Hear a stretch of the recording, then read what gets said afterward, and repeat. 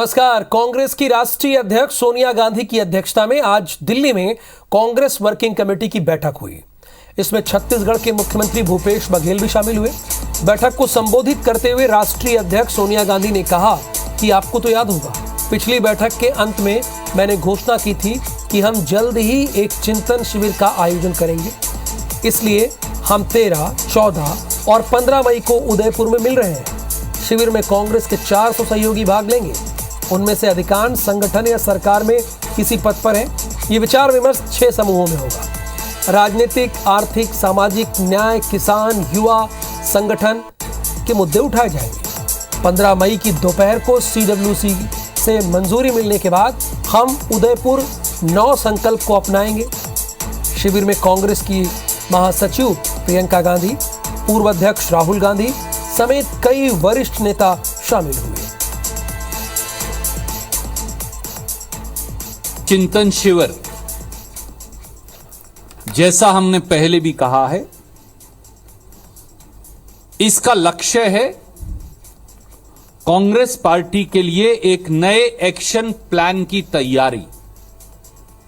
नव संकल्प चिंतन शिविर, उसका लक्ष्य है एक नए रोड मैप की तैयारी।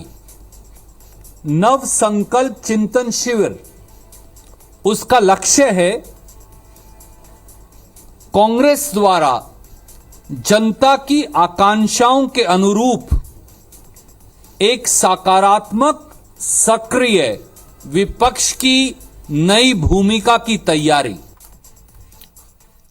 तो राजस्थान के उदयपुर में 13 से 15 मई तक कांग्रेस का चिंतन शिविर आयोजित किया जाएगा, जिसमें पार्टी के वरिष्ठ नेताओं की मौजूदगी में मिशन 23 और 24 के लिए रणनीति बनाई जाएगी, क्योंकि 24 में लोकसभा का चुनाव है। शिविर में छत्तीसगढ़ की राजीव गांधी किसान न्याय योजना, भूमिहीन श्रमिक किसान योजना, गोधन न्याय योजना को कांग्रेस शासित राज्यों में लागू करने पर भी चर्चा होगी। शिविर में कांग्रेस की राष्ट्रीय अध्यक्ष सोनिया गांधी, महासचिव प्रियंका गांधी, वायनाड सांसद राहुल गांधी के अलावा कांग्रेस के सभी राष्ट्रीय नेता शामिल रहे। इसमें छत्तीसगढ़ के मुख्यमंत्री भूपेश बघेल, प्रदेश अध्यक्ष मोहन मरकाम, प्रदेश अध्यक्ष के साथ प्रभारी PL पुनिया, सह प्रभारी सप्तगिरी उल्का, मंत्री TS सिंहदेव, राष्ट्रीय सचिव और छत्तीसगढ़ के संसदीय सचिव विकास उपाध्याय मौजूद रहे। जानकारी के मुताबिक चिंतन शिविर में 5 राज्यों के चुनाव में कांग्रेस की हार और 2023 और 24 में होने वाले विधानसभा और लोकसभा चुनाव की रणनीति पर प्रमुख रूप से चर्चा होगी। नए टारगेट तय किए जाएंगे और आगामी कार्यक्रमों की रूपरेखा भी तैयार की जाएगी। यानी आप समझिए कि कांग्रेस की रणनीति क्या होगी आगे, वो इसमें तय किया जाएगा।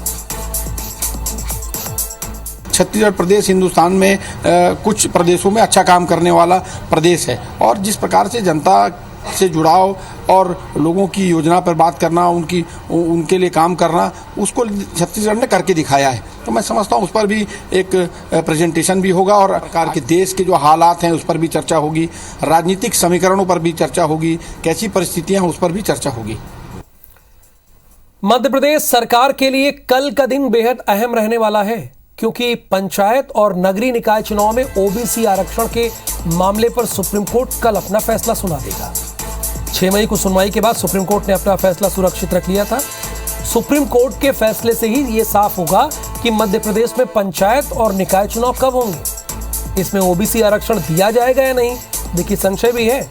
इस फैसले को 3 जजों की बेंच अपना फैसला कल सुना देगी। आपको ये भी हम जानकारी देना चाहते हैं कि सुप्रीम कोर्ट पहले ही MP में पंचायतों और 23,000 नगरीय निकायों की 321 सीटों पर 2 साल से चुनाव न होने पर हैरानी जता चुका है। वो कहा कि इतने सालों से चुनाव ही नहीं हुआ यहाँ पर। शुक्रवार को सुनवाई के दौरान OBC आयोग की रिपोर्ट ट्रिपल टेस्ट की कसौटियों पर खरी नहीं थी, जिसे लेकर आयोग और राज्य सरकार ने कोर्ट से 1 हफ्ते का वक्त मांगा था।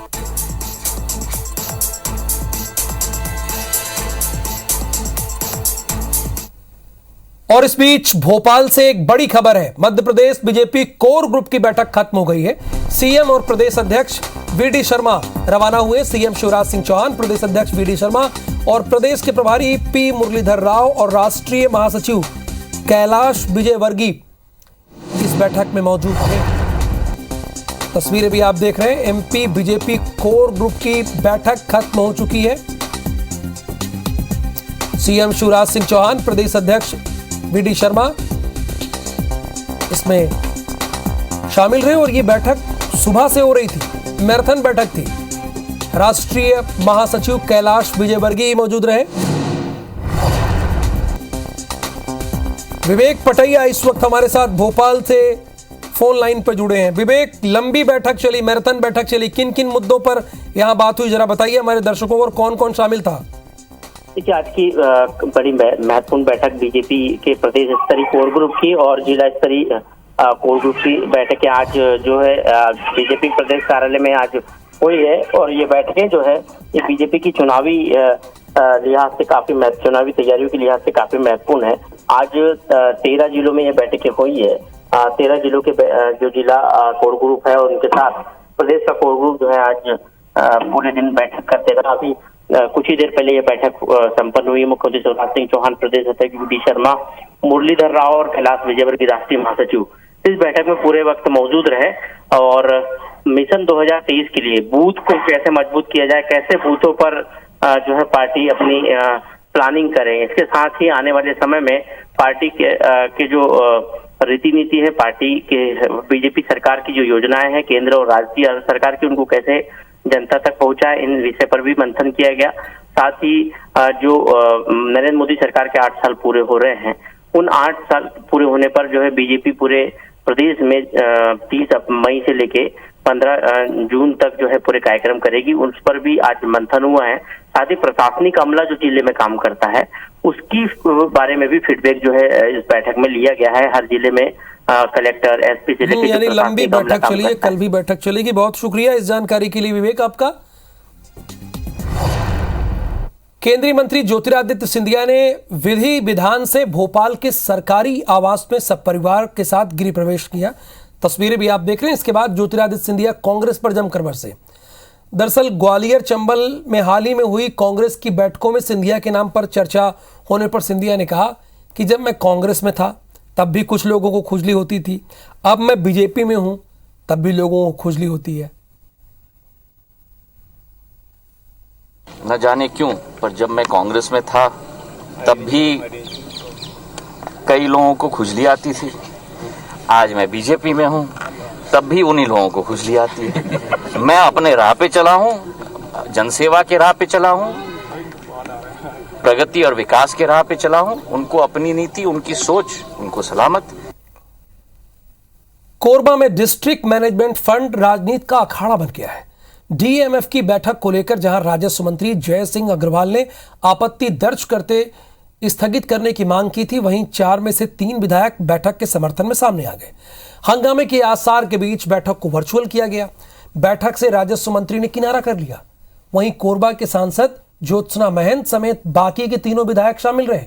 इस बैठक में 946 करोड़ के प्रस्ताव को मंजूरी देते हुए अगले 1 साल में होने वाले विकास कार्य योजना में शामिल किया गया है। हालांकि फंड की उपलब्धता के आधार पर ही कार्यों को हरी झंडी दी जाएगी।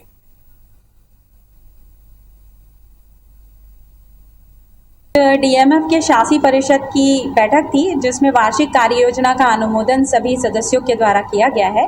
आज की बैठक में सभी जनप्रतिनिधियों और विभागों से प्राप्त प्रस्ताव के आधार पर कुल लगभग 900 करोड़ की राशि के कार्यों का स्वीकृति किया गया है और कार्यों का जो है एएस वास्तविक जो हमारे पास अकाउंट में राशि है, कुल 1 वर्ष में जितनी राशि हमें प्राप्त हो रही है उसके आधार पर किया जाएगा।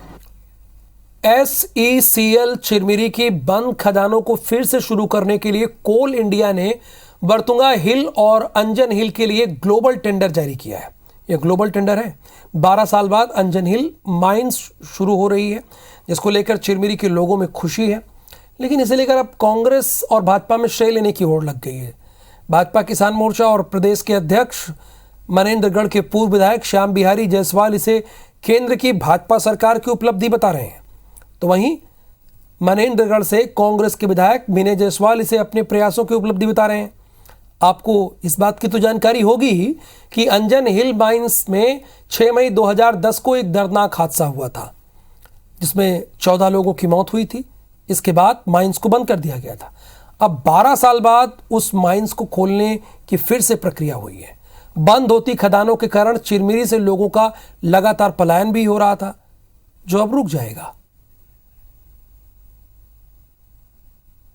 छत्तीसगढ़ में जो कांग्रेस की सरकार है, सत्ता पक्ष है, उसको तो वाहवाही लूटने का हमने शब्द सुना था। ये तो वाहवाही को डकैती कर लेते हैं। अगर कोई कार्य होता है छत्तीसगढ़ में केंद्र सरकार के द्वारा, तो उनके द्वारा किया जाता है। तो यही लोग जब सत्ता में थे तो वही प्रबंधन से डीजल और पेट्रोल डलवाने का काम करते थे और जाके वहाँ चाटुकारिता कर रहे हैं। विनय जायसवाल ने जो अपना काम करना था वो काम कर दिया है और चिरमिरी की जनता को मिठाई खिलाएगा, चिरमिरी की जनता को साधुवाद देगा कि उनकी वजह से इनका जो 11 साल से जो रुका हुआ मामला था वो हम लोगों ने पूरा किया है और हमने खदानों को खुलवाने का काम किया है। अच्छा, नेताओं के शब्दों पर जरा गौर कीजिएगा। वाहवाही लूटना, वाहवाही लूटने की डकैती करना, ये जनप्रतिनिधि बोल रहे हैं, यानी हमारे विधायक बोल रहे हैं। आगे बढ़ते हैं। बेगुनाह होने के बावजूद 13 साल तक सजा काटने के बाद डॉक्टर चंद्रेश मरस्कोले आज रिहा हो गए। उनसे खास बात की हमारे संवाददाता ने, आपको भी सुनाते हैं उन्होंने क्या कहा। मेरे साथ आज जो शख्स मौजूद है, जो 13 साल जिन्होंने ऐसे गुनाह के आरोप में, जो गुनाह किया ही नहीं, उस गुनाह के आरोप में इन्होंने ऐसे 13 साल गुजार दिए। हम बात करते हैं चंद्रेश मस्कोले से, जो आज 13 साल बाद हाईकोर्ट के आदेश पर ये जेल से रिहा हुए हैं। इनके भाई यहाँ लेने के लिए आए। चंद्रेश, हम उस रात की बात करना चाहेंगे, जो उस रात क्या हुआ था, आखिर क्या हुआ था कि जिसके चलते आपको काल कोठी लगाना पड़ा? इसके विषय में कोई बात नहीं करना चाहता।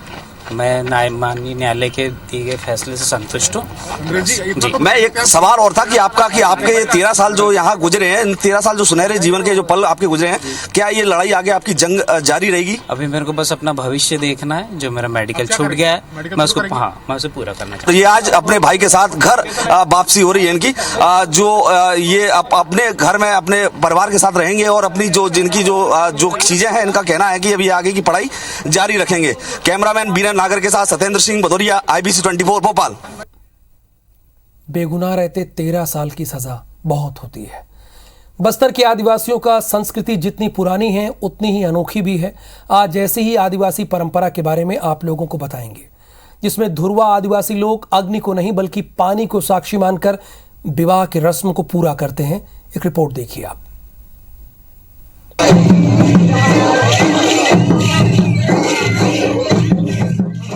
ये तस्वीर बस्तर के ककालपुर में आयोजित एक सामूहिक विवाह समारोह की है। देखने में तो ये सामान्य सामूहिक विवाह का कार्यक्रम लग रहा है, लेकिन बस्तर के धुरवा समाज के इस विवाह समारोह की खास बात ये रही कि यहाँ मौजूद दूल्हा और दुल्हन ने अग्नि को नहीं बल्कि पानी को साक्षी मानकर एक दूसरे का हो जाने की कस्में खाई। दरअसल 16वें स्थापना दिवस के मौके पर धुरवा समाज ने समाज के 20 युवक और युवतियों का सामूहिक विवाह संपन्न कराया, जिसमें पारंपरिक वाद्य यंत्र और आदिवासी नृत्य के साथ साथ जो अहम बातें थी वो कि ये कि जोड़ों ने पानी को साक्षी मानते हुए एक दूसरे का होने की कस्में खाई और पवित्र पेड़ के फेरे लगाए। ऐसी मान्यता है कि पानी को धुरवा समाज कमनी देवी के रूप में पूजते हैं।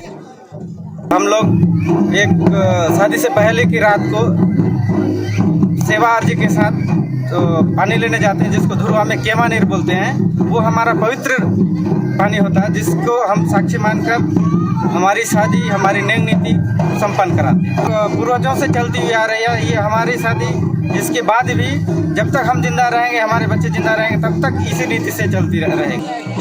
आदिवासी मान्यताओं के अनुसार पेड़ उनके जीवन रक्षक हैं और पानी सबसे पवित्र, इसलिए शादी में दूल्हा दुल्हन ही नहीं बल्कि पूरे गांव के लोग फेरे लेते हैं। शादी के समय लोग सेमल के पेड़ के साथ साथ नदी, नाले और तालाब के कुएं के पानी का उपयोग करते हैं, जिसे देव पानी कहा जाता है। इस पवित्र जल को दूल्हा दुल्हन के शरीर पर तेल व हल्दी रस्म के बाद डाला जाता है, तभी शादी की रस्म संपन्न होती है। बस्तर के कांगेर नेशनल पार्क और सुकमा बस्तर दंतेवाड़ा जिले में धुरवा समाज के लोग रहते हैं। पिछले कुछ समय से समाज में बढ़ती कुरीतियों को ध्यान में रखते हुए विवाह कार्यक्रमों में होने वाले खर्चे को कम करने के लिए सामूहिक विवाह का आयोजन भी शुरू किया गया। पर धुरवा समाज की इस शादी की रस्म आज भी अपने आप में सबसे अलग उदाहरण है। नरेश मिश्रा, IBC 24 जगदलपुर। और अब देख लेते हैं बिग न्यूज।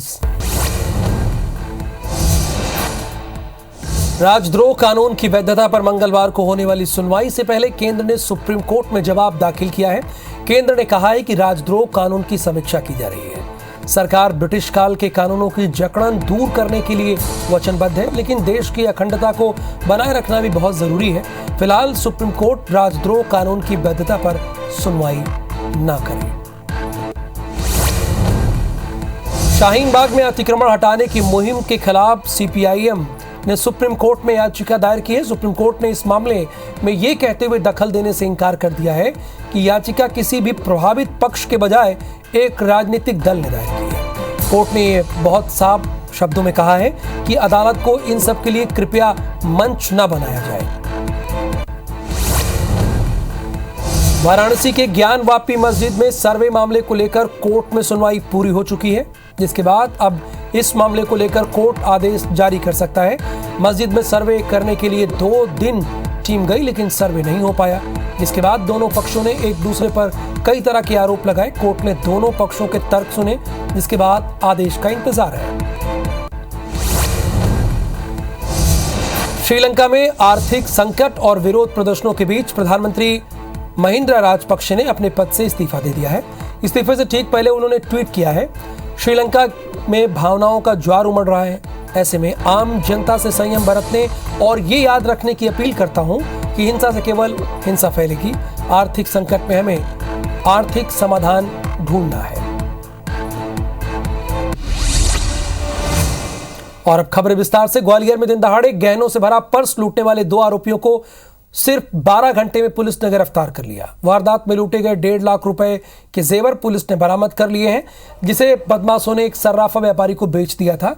सीसीटीवी फुटेज के आधार पर दोनों आरोपियों की गिरफ्तारी हुई है।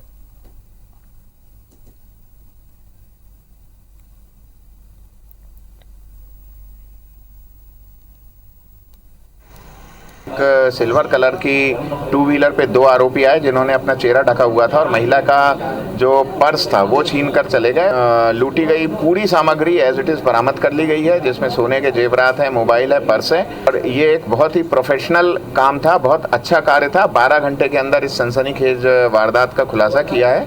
इसमें 10,000 रुपीज़ का कैश रिवॉर्ड मेरे द्वारा पूरी टीम को दिया जाता है। कोरबा के कुसमुंडा खदान के अंदर वर्कशॉप नंबर 1 में आज दोपहर 4 बजे आग लग गई थी। आग शॉर्ट सर्किट की वजह से लगी थी। आग की वजह से वर्कशॉप में रखे सैकड़ों डंपर के टायर और ऑयल ड्रम इस आग की चपेट में आ गए। दमकल विभाग ने 3 घंटे की मशक्कत के बाद आग पर काबू पाया। आगजनी में किसी के हताहत होने की फिलहाल कोई सूचना नहीं है। आपको ये भी बता दें कि पिछले साल भी ऐसी घटना वर्कशॉप नंबर 3 में हुई थी। कुसमुंडा प्रबंधन ने पिछली घटनाओं से सीख नहीं ली, जिसकी वजह से आज एक और आगजनी की घटना देखने को मिली है। राज्य में गांजा तस्करों पर ताबड़तोड़ कार्रवाई हो रही। कवर्धा में बोडला थाना पुलिस ने भिलाई के 2 गांजा तस्करों से 53 किलो गांजा जब्त किया है। जब्त गांजे की कीमत 5,23,000 रुपए बताई जा रही है। पुलिस ने दोनों गांजा तस्करों को गिरफ्तार कर न्यायिक रिमांड पर भेज दिया है। वहीं राजधानी रायपुर में नशे के खिलाफ रायपुर पुलिस की बड़ी कार्रवाई की है। 2 अंतर्राज्यीय तस्करों को गिरफ्तार किया गया। तस्करों से पुलिस ने 47 किलो गांजा जब्त किया। जब्त गांजे की कीमत आपको बता दें कि 4,50,000 रुपए बताई जा रही है।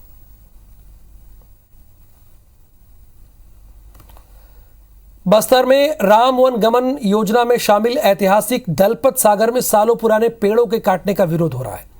असल में दलपत तालाब का सौंदर्यीकरण किया जा रहा है, लेकिन सौंदर्यीकरण के नाम पर पेड़ काटे जा रहे हैं, जिसके लिए सड़कों को चौड़ा किया जा रहा है। और यही वजह है कि 160 पुराने पेड़ों की कुर्बानी दी गई। लोगों ने इसका विरोध शुरू कर दिया है।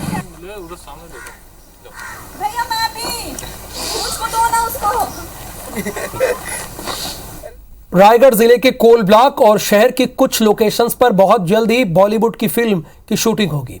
अभिनेता अक्षय कुमार और परिणीति चोपड़ा फिल्म में नजर आएंगे। फिल्म के डायरेक्टर टीनू सुरेश देसाई ने जिले का दौरा करके कुछ लोकेशंस फाइनल की है, जिसमें JSPL और हिंडाल्को भी शामिल है। आपको ये बता दें कि रानीगंज कोल माइंस में चीफ माइनिंग इंजीनियर रहे जसवंत सिंह गिल पर बायोपिक बनाई जा रही है। 1989 में रानीगंज कोयला खदान में आपदा आई थी, जब 65 मजदूर माइंस में फंस गए थे। तब माइनिंग एरिया के एडिशनल चीफ जसवंत सिंह गिल ने स्टील का कैप्सूल बनाकर मजदूरों की जान बचाई थी। अक्षय कुमार और परिणीति चोपड़ा स्टारर फिल्म की शूटिंग सितंबर में होगी। टीम रायगढ़ में 15 दिनों तक कैंप करेगी। फिल्म का कुछ हिस्सा कलेक्टर एसपी बंगले में भी शूट होगा। एक मेजर प्रोडक्शन हाउस ने रायगढ़ को अप्रोच किया है और वो रायगढ़ में एक सत्य कथा पर आधारित एक मूवी बनाना चाह रहे हैं और उन्होंने यहाँ पर भ्रमण किया है साइट सिलेक्शन को लेकर के।